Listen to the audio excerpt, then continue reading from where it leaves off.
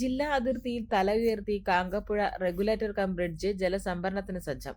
ആദ്യഘട്ട ജലസംഭരണം വിജയകരം. ഉദ്ഘാടനം ഫെബ്രുവരി അവസാനത്തോടെ നടക്കും. പാലക്കാട്, മലപ്പുറം ജില്ലകളെ ബന്ധിപ്പിച്ച് ഭാരതപ്പുഴയ്ക്ക് കുറുകെ കുമ്പിടി കാങ്കപ്പുഴ റെഗുലേറ്റർ കം ബ്രിഡ്ജിന്റെ നിർമ്മാണം പൂർത്തിയായി.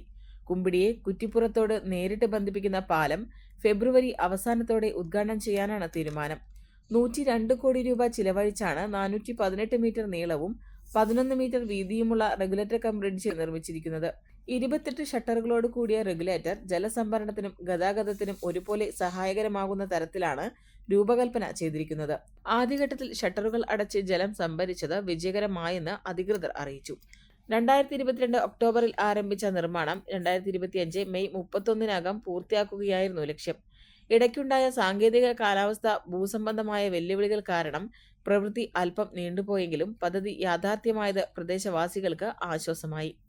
എറണാകുളത്തെ പൗലോസ് ജോർജ് കൺസ്ട്രക്ഷൻ കമ്പനിയാണ് റെഗുലേറ്റർ കം ബ്രിഡ്ജിന്റെ കരാറെടുത്തത്.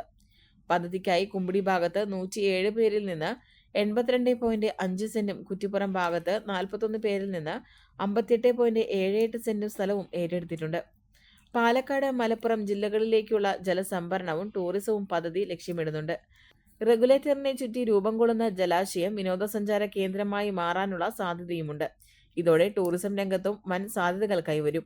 നടപ്പാത, ലൈറ്റിംഗ് സൗകര്യം, പാർക്ക് വികസനം തുടങ്ങിയ അനുബന്ധ പദ്ധതികൾ നടപ്പിലായാൽ പ്രദേശത്തിന്റെ സാമ്പത്തിക വളർച്ചയ്ക്കും തൊഴിലവസരങ്ങൾക്കും പദ്ധതി ഗുണകരമാകും.